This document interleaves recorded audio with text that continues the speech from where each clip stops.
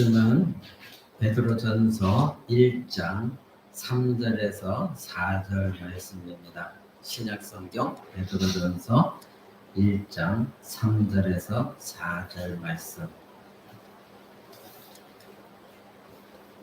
제가 여러분 앞에 읽어드립니다. 찬송하리로다. 우리 주 예수 그리스도의 아버지 하나님이 그 많으신 긍휼대로 예수 그리스도의 죽은 자 가운데서 부활하심으로 말미암아 우리를 거듭나게 하사 산 소망이 있게 하시며 썩지 않고 더럽지 않고 쇠하지 아니하는 기업을 있게 하시나니 곧 너희를 위하여 하늘에 간직하신 것이라. 아멘. 이제 우리가 계속해서 베드로전서를 강의를 듣고 있습니다. 오늘은 지난 시간에 이어서 두 번째 소제목이 이 땅에 나그네가 받는 특권, 이것에 대해서 함께 나누고자 합니다. 오늘 우리가 읽었던 이 본문은 이 땅에 나그네가 받는 특권에 대해서 말하고 있는데, 그것은 바로 하나님의 주권적인 구원이고, 그래서 우리가 새 생명, 즉 거듭남을 얻었다는 것이고, 그런 사람들에게는 살아있는 소망이 있고, 그래서 그 소망이 하늘에 간직한 유업이다. 그것을 바라보고 있는 것, 그것이 바로 성도의 특권이다. 이것을 이런 핵심적인 교리를 담고 있는 것입니다. 저와 여러분은 이 땅에 나그네라 성경은 분명히 말하고 있습니다. 그래서 하나님이 주신 산 소망이 있고, 그 산 소망은 바로 하늘에 간직한 하늘의 유업과 연결되어져 있는 것입니다. 그래서 하나님의 전적인 은혜로 거듭난 자가 바로 그 하늘의 유산을 받는 것이고, 그 유산에 대한 소망을 품고 있는 자들은 이 땅에 살아갈 때에 비록 힘들고 어렵다 할지라도 하늘에 간직한 내가 가지고 있는 그 하늘의 유업, 그것을 바라보면서 고난 가운데 소망을 붙들고 살아가는 것입니다. 이 베드로 전서는 고난받는 성도들에게 쓰인 편지입니다. 평탄한 성도들에게 보낸 것이 아니라 고난 가운데 있음에도 불구하고 그 고난을 잘 견디고 이겨나가는 그런 신도들, 성도들에게 보내지는 그런 편지인 것이죠.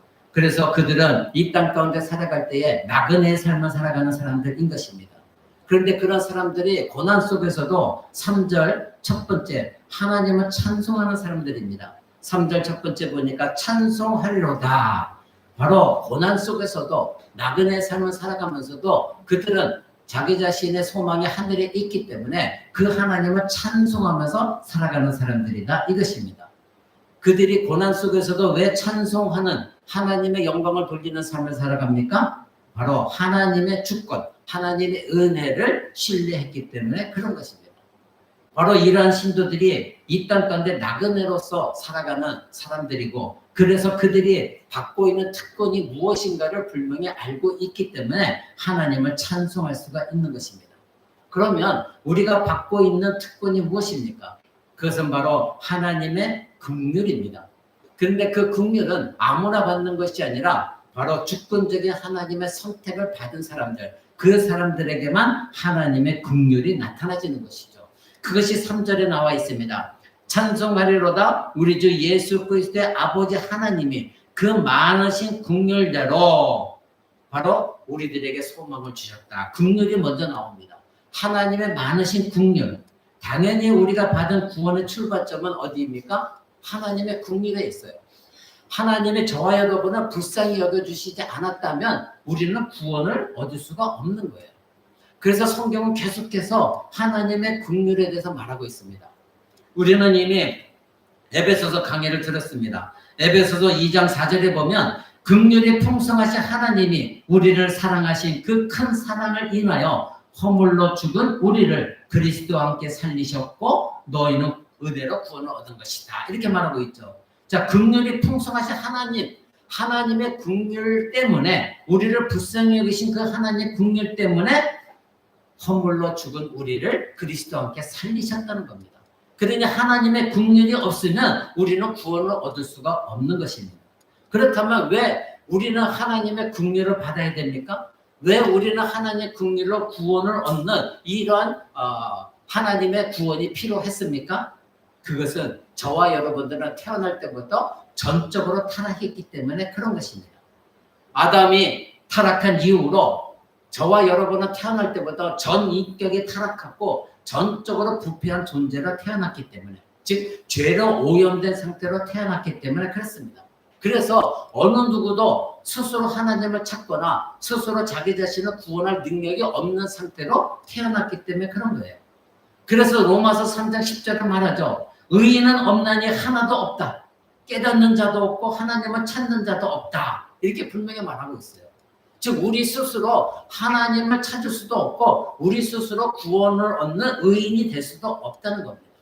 따라서 하나님의 긍휼이 없다면 아무도 구원을 얻을 수가 없는 겁니다. 오직 하나님의 긍휼이 우리를 죄악 상태에서 건져낼 수 있는 하나님의 자비입니다. 이 하나님의 긍휼이 없으면 전적으로 타락한 우리가 구원을 얻을 수가 없는 겁니다. 그러면 어떤 사람이 이런 하나님의 긍휼을 얻습니까? 전적으로 타락한 상태 속에서 바로 하나님이 택함을 받은 사람들이에요. 하나님의 택함을 받은 사람. 그러면 이 하나님의 택함은 어떤 사람이 받습니까? 내가 잘했기 때문에 택함을 받습니까? 그것이 아니라 하나님의 무조건적인 선택 가운데 하나님의 은혜로 택함을 받은 사람들, 그 사람들이 바로 구원을 얻는 거예요. 그래서 에베소서 1장 여러분이 이미 배운 대로 창세전에 그리스도 안에서 택함을 받은 사람들, 창세전부터, 즉 내가 무언가를 잘해서 택함을 받은 것이 아니라 내가 태어나기 이전부터 하나님은 나를 알고 계셨고 나를 택하셨고 예정하셨기 때문에 하나님이 나에게 긍휼을 베푸셔서 구원을 얻은 거예요. 이것이 무엇입니까? 여러분이 배운 대로 하나님의 주권적인 선택이에요. 내가 잘나서 하나님 택함 받은 것도 아니요, 구원 얻은 것도 아니요, 긍휼을 입은 것도 아니에요. 하나님의 창세전에 여러분을 이미 택하셨기 때문에, 알고 계셨기 때문에 여러분을 구원하기 위하여 긍휼 받은 자격이 없는 자들이나 하나님께서 우리에게 구원을 베풀어 주신 것입니다. 내가 잘난 행위를 해서도 아닙니다. 나의 행위와 상관없이 하나님의 긍휼 때문에 저와 여러분을 택함을 받은 거예요. 그래서 로마서 9장 15절은 말하죠. 하나님이 내가 긍휼히 여길 자를 긍휼히 여긴다. 내가 강박하게 할 자를 강박하게 하신다. 이렇게 말씀하셨거든요. 그러니까 하나님께서 주권적으로 여러분을 긍휼히 여겨 주신 은혜 때문에 여러분의 구원을 얻은 거예요. 내가 무언가 잘해서가 아닌 것입니다. 자, 그러면 저와 여러분이 하나님께서 이렇게 주권적으로 선택해 주셔서 택함을 받았다고 한다면 하나님이 예수 그리스도를 보내주셨을 때는 저와 여러분처럼 택함 받은 자들만을 위해서 예수 그리스도가 십자가에 죽으신 거예요. 이것이 바로 무엇이에요? 제한적인 속죄입니다. 예수님이 십자가에 죽으셨을 때 이 세상의 불신자들을 위해서까지 다 죽으신 것이 아니에요. 예수님은 오직 택함을 받은 저와 여러분, 하나님의 긍휼 받기로 택함 받은 저와 여러분만을 위해서 하나님은 예수 그리스도 이 땅에 보내셔 십자가에 죽게 하신 거예요. 만약에 예수님이 일부 만민 구원론을 외치는 사람들 주장대로 예수님이 믿지 않는 사람들까지도 십자가에 죽으셨다면 예수님의 십자가 피는 헛된 것이죠. 왜냐하면 예수님의 십자가 피가 모든 사람을 구원하는 것인데 예수님의 십자가가 믿지 않는 사람을 위해서도 흘려주신 것이라면 믿지 않는 사람들에게는 예수님의 십자가가 효과가 없는 것이죠. 그러면 예수님의 그 십자가 피는 헛된 것입니다. 그러면 하나님은 실수한 하나님이신 것이죠. 하나님은 실수한 하나님이 될 수가 없습니다. 예수님의 십자가 그 죽으심이 십자가 피 흘림이 적용되어진 사람은 반드시 구원을 얻게 되어 있습니다. 그런데 예수님의 십자가 피로 모든 사람을 위해서 흘려주셨다고 한다면, 믿지 않는 사람을 위해 흘려주셨다고 한다면, 믿지 않는 사람은 끝까지 믿지 않다가 지옥에 떨어졌어요. 그렇다면 예수님의 십자가 피는 헛된 것이 된다 이것입니다. 그래서 예수님은 저와 여러분처럼 하나님의 창세전에 택하셔서 하나님의 긍휼을 베푸시기로 작정한 사람들, 예정한 사람들, 그 사람들만을 위하여 십자가에 죽으신 것입니다. 그것이 제한 속죄입니다. 누구에게나 다 적용되어지는 십자가 죽음이 아니라 저와 여러분처럼 하나님의 창세전부터 택하신 백성들, 그들만을 위해서 예수님이 십자가에서 피 흘려 죽으신 것입니다. 그래서 예수님은 요한복음 10장 15절에 나는 내 양을 위하여 목숨을 버린다. 이렇게 말씀하셨어요. 예수님의 양이 있다는 것입니다. 그러면 이 세상의 불신자들 여전히 하나님을 반역하고 믿지 아니하고 그리고 그 하나님께 대항하는 사람들, 그 사람들은 예수님의 양이 될 수가 없는 것이죠. 그렇다면 예수님은 그 사람들을 위하여 죽으신 것이 결코 아닌 것입니다. 사랑하는 성도 여러분, 여기서 우리는 하나님의 불가항력적인 은혜를 발견해야 됩니다. 그것이 무엇입니까? 바로 하나님의 택하신 백성들을 향한 하나님의 긍휼은 반드시 그 사람을 구원으로 인도한다는 거예요. 즉 하나님 베푸신 구원의 긍휼 그리고 구원의 은혜, 십자가 보혈은 거부할 수가 없다는 겁니다. 이것이 불가항력적인 은혜예요. 그 누구도 하나님의 택하셔서 내가 너를 반드시 구원하겠다. 택하셔서 내가 너를 구원하기로 예정했다. 그렇게 선택 입은 자는 하나님 나는 싫어요. 구원 얻기 싫어요. 이렇게 저항할 수가 없다는 거예요. 거부할 수가 없다는 거예요. 이미 하나님이 한번 택하셨다면 그 사람은 반드시 구원으로 인도함을 받는다 이겁니다. 왜냐하면 하나님은 실수하는 하나님이 아니시기 때문에 그렇습니다. 그래서 하나님은 그런 사람들을 성령으로 강력하게 역사하셔서 그 사람들 마음 가운데 임하셔서 그들을 새롭게 하십니다. 그들로 하여금 내가 과연 과거에 어떤 존재인가를 반드시 깨닫게 하십니다. 내가 이렇게 더럽고 추잡한 인간이었구나. 근데 거기서 반드시 회개하게 하나님이 인도하시고 회개를 통하여 하나님은 우리의 심령을 새롭게 변화시키고 우리에게 믿음을 주심으로 말미암아 새 생명을 얻게 하시는 거예요. 그것이 거듭남입니다. 그것이 바로 성령께서 우리 안에 일하시는 일입니다. 그런 은혜를 받은 사람은 절대 그 은혜를 거부할 수가 없어요.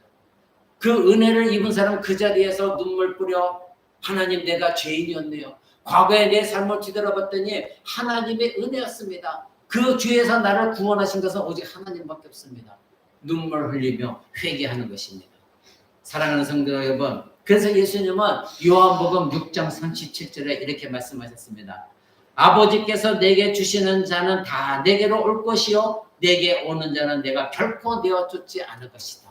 즉 하나님께서 택하심을 받은 자들 그리고 하나님의 긍휼을 잊기로 예정된 자들 그런 사람들은 강력한 성령 역사 가운데 예수 그리스도 앞으로 올 수밖에 없다는 거예요. 하나님의 성령이 그들을 예수 앞으로 이끈다는 거예요. 그러면 그 사람들을 예수님은 누구든지 다 받아주시고 그들을 결코 내어쫓지 않는다는 겁니다. 이것이 바로 하나님의 긍휼입니다. 지금 사도 베드로 사도는 그렇게 말합니다. 우리 주 예수 그리스도의 아버지 하나님이 그 많으신 긍휼대로 예수 그리스도로 말미암아 우리를 거듭나게 하셨다. 이렇게 말하고 있습니다. 그러니 이것은 불가항력적인 은혜예요. 하나님 나는 구원받기 싫어요. 이렇게 거부할 수가 없다는 겁니다. 그러면 이와 같은 은혜를 입은 자들은 하나님께서 끝까지 책임지고 구원으로 인도하신다. 그것이 바로 저와 여러분 성도들의 견인입니다. 하나님의 긍휼로 시작된 우리의 구원을 끝까지 하나님은 보존하신다는 거예요. 어떤 상황에 가더라도 저와 여러분들은 때로는 넘어질 수 있습니다.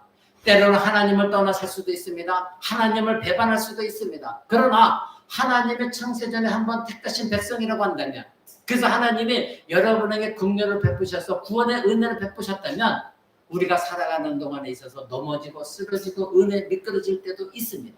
그러나 그러한 성도들을 하나님 그렇다고 해서 버리시는 것이 아니라 끝까지 하나님이 그들을 구원으로 이끄신다는 거예요. 영화의 단계까지 끝까지 하나님이 한번 택하셨기 때문에 하나님이 예정하셨기 때문에 하나님이 부르셨기 때문에 하나님의 긍휼을 입게 하셨기 때문에 그 사람들을 끝까지 하나님이 책임지고 구원으로 이끄신다는 거예요. 그래서 구원의 은혜는 끝까지 지속된다는 겁니다. 여러분 그것을 알고 있는 사도 베드로이기 때문에 지금 1장 3절에 찬송하리로다 먼저 감격 속에서 하나님을 찬양하고 있는 거예요. 왜? 이것을 확실히 알고 있기 때문에 찬송하리로다 우리 주 예수 그리스도의 아버지 하나님이 그 많으신 긍휼대로 예수 그리스도의 죽은 자 가운데서 부활하심으로 말미암아 우리를 거듭나게 하셨다. 그래서 산소망이 있게 하셨다. 이 벅찬 교리를 깨달았기 때문에 이 베드로 사도는 이렇게 외친 것입니다. 하나님이 끝까지 책임지신다. 왜? 하나님의 주권적인 선택으로 여러분을 부르셨기 때문에 그렇습니다. 그래서 하나님의 주권적인 은혜로 여러분을 끝까지 하나님의 구원으로 인도하시는 겁니다. 절대 실수로 하나님의 잘못 선택하신 것이 아니기 때문에 취소될 수가 없다는 것입니다. 절대적인 주권적인 은혜 가운데 여러분을 부르셨기 때문에. 그래서 빌립보 1장 6절을 이렇게 말합니다. 너희 안에서 착한 일을 시작하신 이가 마지막 날까지 이루실 것이다. 이미 여러분 안에서 하나님의 선하신 구원의 계획은 시작되었습니다. 그러면 이 구원의 계획이 최종적으로 마치는 것은 여러분이 하는 것이 아니라 하나님이 하신다 이겁니다. 그래서 우리의 구원은 확실한 겁니다. 사랑하는 성도 여러분, 이것이 하나님의 긍휼입니다. 이 하나님의 긍휼을 입은 사람들은 그래서 하나님의 절대 주권을 믿는 것이에요. 저는 지금까지 여러분에게 하나님의 절대 주권에 대해서 많이 말씀을 드렸습니다. 내가 노력하는 것도 하나님의 절대 주권 안에서 내가 노력하는 것이고 선한 행위를 하는 것이지 하나님의 절대 주권이 없으면 여러분은 선한 행위도 할 수가 없는 겁니다. 그러게 우리는 절대 주권자이신 하나님을 잊어서는 안 됩니다. 긍휼을 베푸시는 분은 전적으로 주권자의 하나님이십니다. 그래서 구원은 인간의 의지나 결정으로 구원이 이루어지는 것이 아니라 하나님의 절대 주권적인 뜻 그리고 하나님의 절대 주권적인 선택에 의해서 이루어지는 것이고 그래서 그렇게 긍휼은 하나님이 작정하신 자에게만 주어지는 하나님의 주권 가운데 이루어진 긍휼입니다. 저와 여러분은 이미 하나님의 긍휼을 받았습니다. 그것은 하나님의 뜻이 담겨진 긍휼입니다. 하나님이 어쩌다가 불쌍히 여기셔서 어쩌다가 여러분에 베푸신 긍휼이 아니라 이미 창세전부터 하나님이 여러분에게 베풀어 주시기로 작정하신 긍휼입니다. 여러분의 자녀들에게도 마찬가지입니다. 그래서 로마서 9장 16절은 이렇게 말합니다. 그러므로 원하는 자로 말미암도 아니요 다른 박제를 하는 자로 말미암도 아니요 오직 긍휼히 여기시는 하나님으로 말미암은 것이다. 무엇이? 구원이. 구원이 내가 노력한다고 다른 박질한다고 해서 구원에 이르는 것이 아니라 하나님의 주권 가운데 하나님의 긍휼히 여겨주시는 자 안에서 하나님의 택감 받은 자가 그 하나님의 구원을 얻는다는 거예요. 사랑하는 성도 여러분, 그렇다면 우리는 왜 열심히 신앙생활을 해야만 됩니까?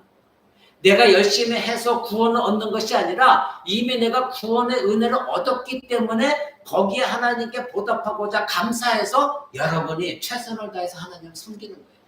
최선을 다해서 봉사하는 거예요. 내가 구원 얻기 위해서 헌금하고 구원 얻기 위해서 전도하고 구원 얻기 위해서 봉사하고 섬기는 것이 아니라 이미 받은 바 은혜가 너무나 크기 때문에 이미 받은 바 긍휼이 너무나 크고 감사하기 때문에 하나님께 물질 드리고 예배 드리고 섬기고 전도하고 봉사하는 거예요. 바뀌는 거예요.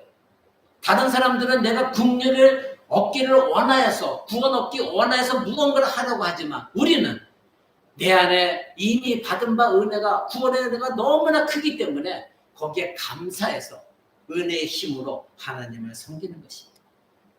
그런 사람들은 오직 하나님께만 영광을 돌립니다. 오직 하나님께. 구원한 백성들은 이 땅 가운데 살아갈 때에 이 모든 것을 절대 주권자의 하나님의 은혜를 경험했다면 이제부터 살아갈 때는 오직 하나님께만 영광을 돌리는 삶을 살아갑니다. 이 땅에서 나그네로 살아가도록 특권을 받은 우리가 그 특권, 지금까지 우리가 그 특권에 대해서 말씀을 드렸는데 그것이 무엇인지 깨달았고 그것이 확정적으로 여러분의 삶 가운데 경험되어지고 믿고 있다고 한다면 이제는 어떤 어려움 가운데서도 하나님의 영광만을 생각하는 것입니다. 오직 하나님께. 그래서 이 땅 가운데 나그네의 삶을 살아가지만 그 나그네의 삶이 내가 날마다 좌절과 절망과 한탄 속에 살아가는 것이 아니라 이런 가운데서 내가 하나님의 영광을 위해 존재하는 것이다. 하나님은 이 모든 것까지도 나에게 허락하셨다. 그렇다면 하나님은 나에게 구원을 얻는 긍휼을까지도 베푸신 하나님이기 때문에 내가 지금 당한 이 고난도 하나님께서는 언젠가는 하나님의 선하신 계획 가운데 하나님이 인도하셔서 이 모든 고난을 겪은 것을 이겨나갈 수 있도록 도우실 것이다. 이것이 바로 신자의 삶인 것입니다. 그래서 여러분들은 이제 하나님의 선물을 받은 자답게 하나님께 영광을 돌리며 살아가야 돼요. 구원을 얻은 것이 알마니안주의자들은 자기의 능력으로 믿음으로 노력으로 얻었기 때문에 자기의 자랑이 될 수는 있어요. 그러나 성경은 그렇게 말하고 있지 않습니다. 내가 노력해서 얻은 구원이 아니기 때문에 자랑할 수가 없는 거예요. 그래서 에베소서 2장 8절은 이렇게 말합니다. 이는 너희에게서 난 것이 아니요 하나님의 선물이라 누구든지 자랑하지 못한다.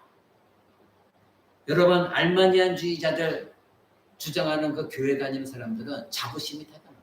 왜냐하면 내가 믿었고 내가 선택했고 내가 열심히 했기 때문에 구원을 얻었다 생각하기 때문에 자기의 자랑거리가 많아요. 그래서 내가 전도했고 무엇했고 헌금했고 새로운 신자들에게 자랑하는 사람이 많아요. 그러나 성경은 절대 그렇게 말하고 있지 않아요. 모든 것이 하나님으로부터 출발했기 때문에 나로서는 자랑할 것이 없다는 거예요. 내가 구원 얻은 것도 하나님의 주권적인 선택 가운데 긍휼 가운데 은혜 가운데 내가 구원을 얻은 것이지 내가 잘나서 얻은 것이 아니거든요. 내가 하나님께 건강을 얻었기 때문에 물질을 얻었기 때문에 내가 하나님을 섬길 수 있는 것이니 내가 자랑할 것이 아무것도 없다는 거예요. 이것이 바로 신자의 삶에 되어져야 되는 것입니다. 그래서 그런 사람들은 오직 하나님께만 영광을 돌리는 삶을 살아갑니다. 전적 타락한 인간은 스스로 구원할 수 없습니다. 하나님의 긍휼이 없이는 모두가 다 멸망을 당할 수밖에 없는 상태입니다. 그런데 저와 여러분들은 이와 같이 자격이 없지만 하나님의 주권적인 선택 가운데 하나님의 구원을 은혜를 얻었습니다. 그렇다면 저와 여러분들은 이제부터 살아가야 되는 것은 하나님께 영광을 돌리는 삶을 살아가는 거예요. 그것이 바로 나그네의 삶을 살아가는 신자로서의 마땅한 의무입니다. 그런 사람들은 절대 하나님의 영광을 놓치지 않습니다. 그리고 내가 이 땅 가운데 나그네의 삶을 살아가는데 그것이 힘들고 어렵지만 내가 받은 특권, 지금 말씀드린 이러한 특권들을 분명히 알고 하나님이 나에게 이렇게 베푸신 사랑에 감사해서 여러분들은 하나님의 뜻 가운데 어떻게 하면 영광을 돌리며 살아갈까? 그래서 하나님의 나에게 주신 이 놀라운 구원의 은혜, 긍휼 이것에 보답할까? 이것을 위해 살아가는 신자들이 되어지는 거예요. 그런 사람들은 감사와 순종이 있습니다. 그런 사람들은 언제나 겸손한 신앙 태도를 가지고 나그네의 삶을 살아갑니다. 모든 일에 있어서 감사가 넘치는 것이죠. 이번 주에 여러분들이 새벽기도 시간에 하나님의 섭리에 대해서 배울 겁니다. 여러분들이 왜 이 작은 교회를 섬기게 남겨두셨을까? 여러분의 가정에 우환이 끊이자고 힘들고 어려운 일이 있는데 왜 하나님은 섭리 가운데 이 모든 것을 나로 하여금 겪게 하셨을까? 여러분 그것을 하나님의 섭리 가운데 이겨나가시는 여러분 되시기 바랍니다. 창세기의 요셉은 하나님의 섭리 가운데 자기가 있다는 것을 알았기 때문에 그러나 자기의 미래에 대해서는 알지 못했습니다. 내가 국무총리가 될 것이다 생각하고 그 어려움을 겪어나간 사람이 결코 아닙니다. 그러나 자기 자신이 형들의 미움받아서 자기 자신이 노예로 팔려가고 그런 가운데서도 그는 운명론적으로 한탄하면서 하나님이 언젠가 구원해 주시겠지 하고 가만히 있었던 사람이 아니라 자기의 닥친 삶 가운데 최선을 다해서 하나님을 의지하며 이겨나갔습니다. 그랬을 때에 하나님께서 그를 국무총리로 세웠을 때 그 형들 앞에서 고백하는 것이 무엇입니까? 당신들이 나를 팔았지만 하나님께서 당신들을 살리려고 즉 이스라엘의 야곱의 12아들을 통하여 12민족을 세우시려고 구약의 교회를 세우시려고 나를 당신들 먼저 팔려서 이곳 땅에 오게 하셨습니다. 즉 하나님의 섭리였습니다. 이렇게 고백하는 것을 보게 되었습니다. 하나님은 창조만 하시고 가만히 계시는 하나님이 아니십니다. 여러분을 창조하셨고 그리고 여러분을 구원하신 이후에 가만히 계시는 분이 아니라 지금도 여러분의 삶에 직접 개입하셔서 간섭하시고 여러분을 보호하시고 다스리시고 이끌고 계시다는 것 여러분 이것을 믿으셔야 돼요. 그래서 여러분이 내가 이미 구원받았고 그리고 내 지금 가정 환경이나 교회 상황이 이렇게 힘들고 어려운데 운명론적으로 하나님이 어떻게 하시겠지 하고 가만히 있는 것이 아니라 여러분의 삶 가운데 여러분들이 부단히 노력하셔야 돼요. 이 작은 교회에 왜 나를 남겨두셨을까? 무엇 때문에 이 작은 교회를 하나님께서 지금도 붙들고 계시는가? 남들은 떠나가는데 왜 우리는 이곳 가운데 이렇게 남아서 한탄하면서 좌절하면서 있어야만 될까? 여러분, 그 자리를 털고 일어나셔서 기도하시고 내가 해야 될 도리를 다 하셔야 돼요. 그럴 때 하나님의 섭리가 여러분을 통하여 이 교회를 세워나가시고 여러분의 가정을 세워나가시는 거예요. 그것이 요셉이 깨달은 점이에요. 하나님의 섭리를 붙들었어요. 좌절하지 않았어요. 절망하지 않았어요. 자기가 노예로 팔려가고 감옥에 억울한 생활을 해도 그는 그 감옥 안에서도 자기가 해야 될 도리를 다 했습니다. 그럴 때 하나님의 일들이 이루어진 거예요. 여러분은 이 작은 교회 속에서 또 여러분의 가정에 우환이 끊이지 않는 이 상황 속에서 여러분들은 절망하고 있습니까?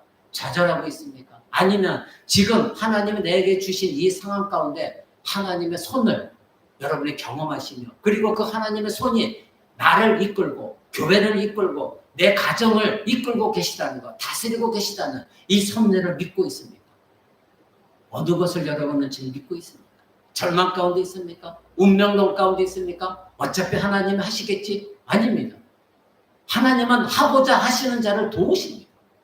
하고자 하시는 자와 함께 하십니다. 그럴 때 여러분이 좌절하지 않냐고 끝까지 하나님 붙들고 내가 할 도리를 다 했을 때 하나님은 여러분을 통하여 하나님의 일을 행하십니다. 그것을 놓치지 마시기 바랍니다.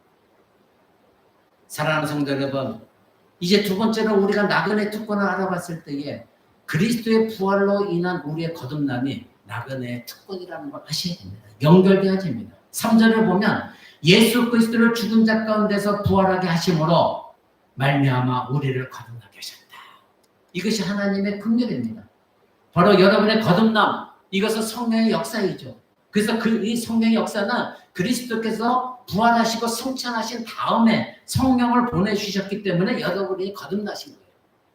예수님은 약속하셨습니다. 내가 가야 성령을 보낸다. 그러면 그 성령님이 오셔서 여러분 안에서 주권적으로 역사하시고 깨닫게 하셨을 때에 여러분이 거듭나시는 겁니다. 그래서 예수님은 요한복음 3장 5절에 이렇게 말씀하셨습니다. 진실로 진실로 내게 이르노니 사람이 물과 성령으로 나지 아니하면 하나님의 나라에 들어갈 수가 없다. 성령으로 난 사람만이 하나님의 나라에 들어간다. 이렇게 말씀하셨습니다. 그러면 예수님의 부활과 여러분과 저와 여러분의 거듭남은 어떤 관계가 있을까요? 예수님의 부활은 실제적인 역사적인 사건입니다. 그런데 저와 여러분이 거듭나진 것, 영혼이 다시 살아나는 것은 개인적인 역적인 변화입니다. 예수님의 부활은 실제적으로 물리적으로 일어난 사건이에요. 그래서 500여 명이 예수님의 부활 사건을 봤습니다. 근데 저와 여러분이 구원받은 거듭난 것은 보여지지 않는 영적인 거듭남이에요. 바로 우리 안에 성령께서 역사하셔서 보이지 않지만 영적인 변화가 일어난 거예요. 또한 예수님의 부활은 육체적인 죽음을 이기신 부활인데 저와 여러분이 거듭나진 것은 죄로부터 죽음에서 다시 살아난 거예요. 죄와 죽음에서. 그리고 예수님의 부활은 구원의 근거 확증이 되어졌는데 여러분이 얻은 거듭남은 바로 그 구원이 적용되어지고 여러분이 실제로 체험한 거예요. 여러분이 거듭났을 때 진실로 예수 그리스도 믿기로 결정했을 때 누구나 다 어떤 사람은 강력한 체험도 있지만 어떤 사람은 희미하나마 체험이 있습니다. 경험이 있습니다. 바로 성령의 역사의 경험인 것입니다. 그리고 예수님의 부활은 첫 열매로서 새로운 인류의 시작을 알리는 거였는데 우리는 예수님의 첫 열매가 되었으면 그 첫 열매에 연결되어져 있는 그래서 열매에 참여한 자로서의 우리가 거듭남을 얻은 거예요. 이와 같이 예수 그리스도의 부활과 우리의 거듭남은 연결되어져 있습니다. 그렇다면 하나님은 왜 예수 그리스도를 믿게 하셨을까요? 왜 예수 그리스도의 부활로 말미암아 우리에게 거듭남을 주셨다. 이렇게 사도 바울이 3절에 말하고 있을까요? 바로 예수 그리스도의 부활이 있는 다음에 우리의 진정한 거듭남을 알려주기 위해서 그렇습니다. 바로 구약의 신자들은 아직 예수님이 오실 것을 모르고 믿었습니다. 근데 우리 신약의 신자들은 예수님이 오셔서 십자가에 죽으시고 부활 승천하시로 말미암아 성령을 보내주셔서 그 성령이 강력하게 우리에게 역사하심으로 우리가 거듭나게 하셨습니다. 그래서 성경에 말하고 있는 구약에 있는 백성들은 멀리 내 앞을 내다보고 장차 오신 예수 그리스도를 바라보면서 믿었으나 오늘날 신약의 성도들은 이미 오신 예수님이 이루신 모든 일들을 성경을 다 직접 믿음으로 말미암아 구원을 얻었다. 그러니 신약의 성도가 더 축복을 받은 성도들이다. 이렇게 말하고 있는 거예요. 사랑하는 성도 여러분, 우리의 거듭남이 하나님의 국률대로 되어져 있는데 이 국률이 바로 예수 그리스도의 부활과 연결되어져 있다는 것. 이것을 또한 여러분이 아셔야 됩니다. 만약 예수 그리스도가 이 땅에 오셔서 십자가에 죽지 아니하시고 그래서 부활이 없었다고 한다면 저와 여러분에게 성령님이 주어지지 않았을 것입니다. 그렇다면 우리들에게는 거듭남도 즉 다시 태어남도 없었을 것입니다. 이와 같이 하나님의 국률은 예수 그리스도의 십자가 죽음과 부활에게도 연결되어져 있다는 것. 우리는 이것을 알아야 되는 것입니다. 사랑하는 성도 여러분, 여러분은 새 생명으로 부름받았습니다. 그래서 옛사람을 이미 벗었습니다. 그러기에 새로운 삶을 살아가는 여러분들입니다. 여러분들은 예수 그리스도의 죽음과 합하여 세례를 받았습니다. 그리고 예수 그리스도와 함께 여러분의 과거의 옛사람은 무덤에 장사되어졌습니다. 그리고 이제는 예수 그리스도와 함께 여러분 새 생명 가운데 살아가고 있는 것입니다. 얼마나 영광된 삶입니까? 그것이 바로 하나님의 긍휼 때문에 이루어진 것입니다. 그것이 확실히 믿어지는 성도라고 한다면 이 땅 가운데 우리는 나그네의 삶을 살아가면서 이것 또한 나에게 큰 특권이구나. 하나님의 긍휼이 나로 하여금 예수 그리스도의 부활로 말미암아 거듭나게 하셨구나. 이 특권을 누리며 살아가면서 하나님을 바라보는 삶을 살아가야 됩니다. 세 번째로 나그네 특권은 산 소망이 있다는 겁니다. 살아있는 소망. 지금 사도 베드로가 여기서 말하고 있는 산 소망 3절 마지막 부분을 보십시오. 그리스도의 죽은 자 가운데서 부활하심으로 말미암아 우리를 거듭나게 하사 산 소망이 있게 하셨다. 방금 전까지 거듭나게 한 것을 우리는 배웠습니다. 그런데 거듭난 것을 끝난 것이 아니라 거듭나게 하심으로 말미암아 산 소망이 있게 하셨다. 산 소망은 살아있는 소망이에요. 죽어있는 소망이 아니라 살아있는 소망, 살아있는 희망, 현실 도피적인 소망이 아니라 역동적이고 지금도 살아있는, 살아서 역사하는 소망을 말하는 거예요. 죽은 소망을 말하고 있는 것이 아닙니다. 그렇다면 살아있는 이 소망은 바로 그리스도의 부활과 연결되어져 있는 거예요. 그리스도께서 죽은 자 가운데 부활하심으로 말미암아 산 소망을 우리에게 주셨기 때문에 우리의 살아있는 이 소망은 예수 그리스도의 부활과 연결되어져 있다 이겁니다.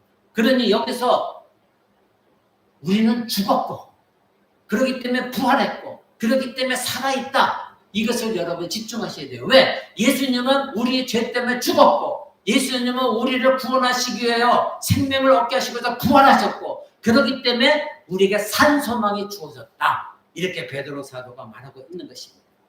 사랑하는 성도 여러분, 지금 베드로 사도는 죽음의 반대편에 부활 그리고 죽음의 반대편에 있는 살아있는 것 이것이 바로 너희의 소망이다.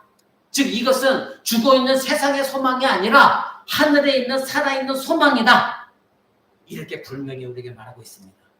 즉 이 땅에 사는 나그네는 이 땅에 죽음에 굴복하고 살아가는 사람들이 아니라 썩어져 있는 그것에 의지해 살아가는 것이 아니라 절대 썩지도 않고 새하지도 않고 더럽혀지지 않는 하늘의 간직한 소망, 살아있는 그 소망을 붙들고 살아가는 사람들, 그 소망의 특권을 가진 사람들이 나그네의 삶을 살아간다. 그것이 저와 여러분이다 이겁니다. 그런 사람들은 이것을 확실히 믿고 있는 사람은 여러분 삶 가운데 힘들고 어렵고 참으로 어찌할 수 없는 늪에 빠져 있는 것 같은 삶을 산다 할지라도 이 소망을 붙들고 이겨나갑니다. 여러분들이 바라봤을 때 세상 사람들은 썩어질 것을 붙들고 허우적거리며 살아가지만 우리도 이 땅 가운데 나그네 삶을 살아가나 그러나 우리가 이겨나갈 수 있는 힘은 이 소망이 있기 때문에 그렇다는 겁니다. 여러분 이것을 믿으십니까? 이것을 믿는 사람들은 나그네 삶을 살아가도 이겨나갈 수가 있어요. 그리고 아까 말씀드린 대로 하나님의 섭리를 붙들고 있기 때문에 하나님의 손은 결코 나를 떠나지 않는다. 이 확신을 갖고 있기 때문에 여러분의 소망은 결코 헛된 것이 아니다. 이것입니다. 사랑하는 성도 여러분, 네 번째로 이런 나그네 특권은 하늘의 간직한 유업. 여러분들이 이 땅 가운데 살아가고 있지만 여러분들이 받을 유산, 그것은 하늘에 있기 때문에 이 땅 가운데서도 이미 그 하늘의 소유, 유업을 소유하고 있어요. 그것이 여러분의 특권입니다. 그것이 무엇입니까? 4절에 나와 있죠. 썩지 않고 더럽지 않고 쇠하지 아니하는 기업. 이것을 잊게 하시는데 이것이 뭐다? 너희를 위하여 하늘에 간직하신 것이다. 아멘. 우리는 이 유업을 바라보고 있는 소망을 갖고 있기 때문에 견뎌나갈 수가 있는 거예요.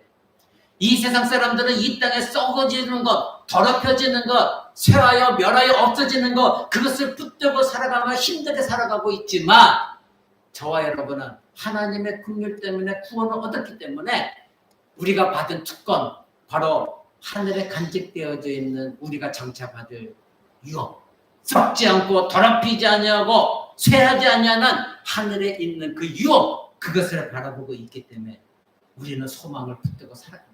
이것이 우리의 특권인 것이에요. 이 세상의 유산은 썩습니다. 시간의 제약을 받습니다. 그런데 하늘에 간직한 유업은 썩지 않습니다. 영원한 생명이 있는 것, 시간의 제한을 받지 않는 것, 그것이 바로 하늘의 유업입니다.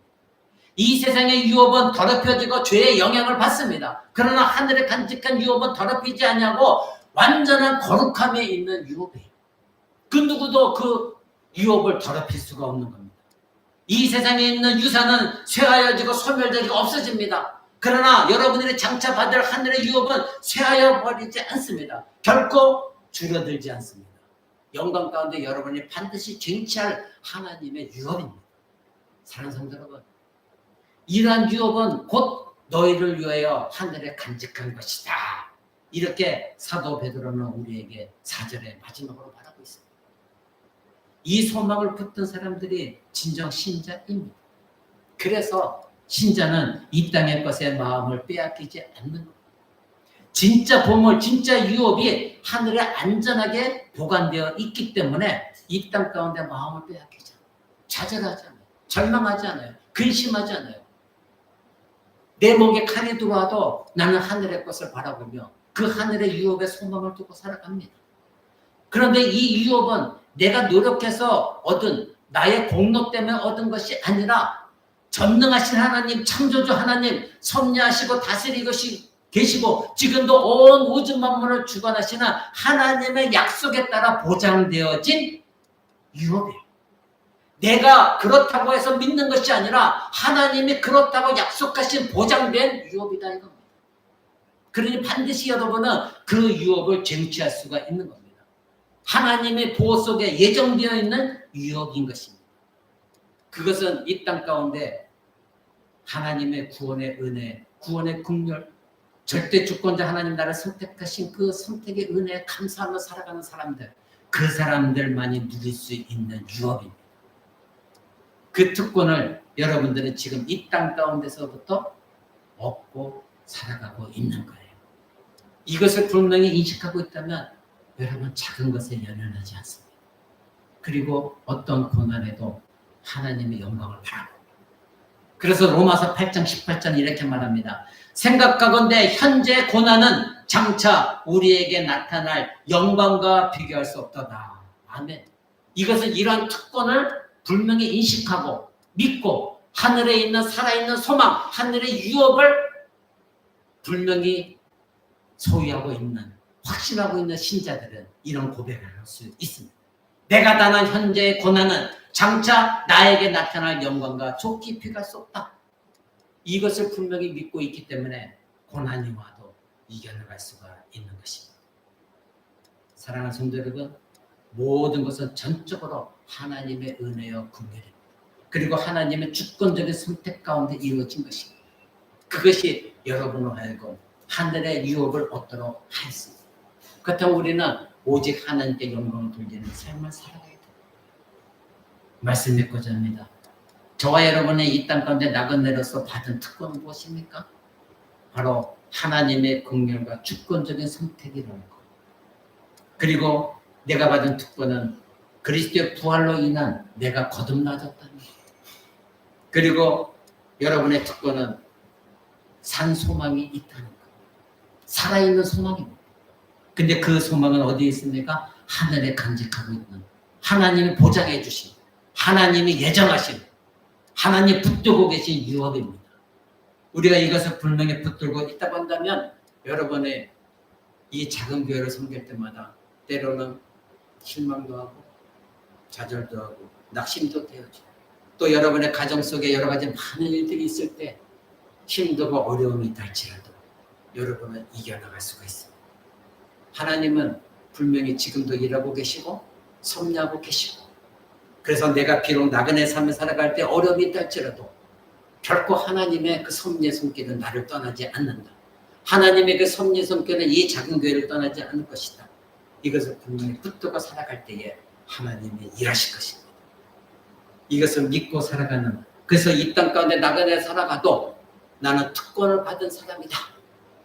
이런 신앙을 가지고 살아가는 여러분들에게 하나님의 놀라운 축복이 임하기를 주 예수 그리스도의 이름으로 간절히 축원을 드립니다.